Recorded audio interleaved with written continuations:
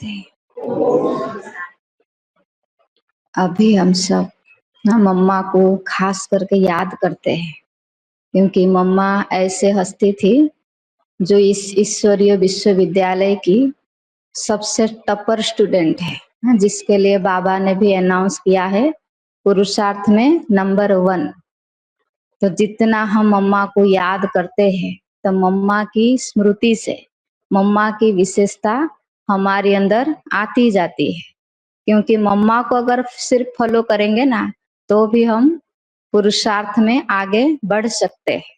हाँ, रोज हम तो कहीं ना कहीं मम्मा की विशेषता सुनते रहते हैं और अपने आप को चेक भी करते हैं और जीवन में उसको धारण भी करते हैं।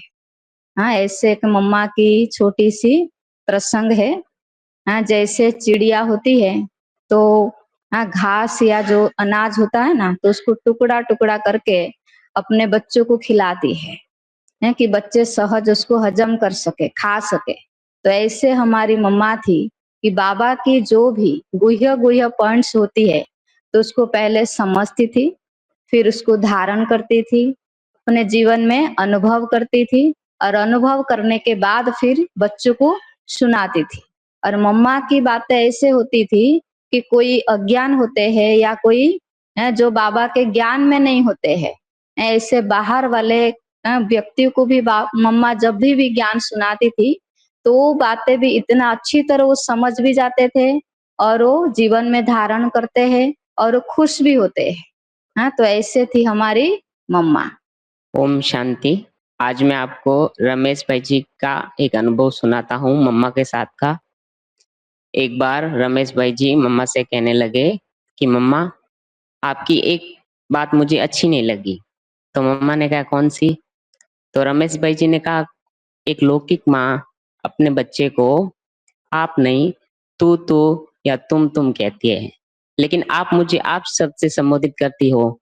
इसका मतलब आप मुझे अभी तक अपना बच्चा स्वीकार नहीं किया है।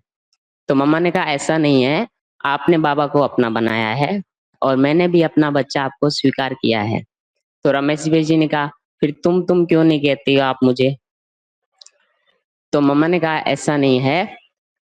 तो रमेश भाई जी ने कहा कि आप तो भविष्य में विश्व महारानी श्री लक्ष्मी बनने वाली है और अभी आप वर्तमान में माँ सरस्वती जगदम्बा के रूप में पूजी जाती है, फिर भी आप मुझे आप शब्द से संबोधित करती हो। ये आप शब्द मुझे बहुत बोझ वाला लगता है।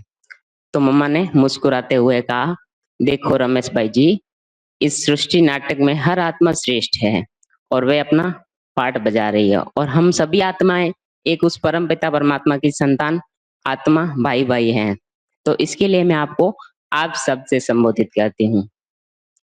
तो इस प्रकार मम्मा ने कहा, इसके लिए मैं आपको आप शब्द से संबोधित करती हूँ। इसका मतलब आप ये मत समझो कि मैंने अभी तक आपको अपना बच्चा स्वीकार नहीं किया है। तो ऐसे थी हमारी मीठी मम्मा, जो हमें सिखाती थी कि कैसे स्नेह के साथ साथ सम्मान भी देना चाहिए। ओम शांति।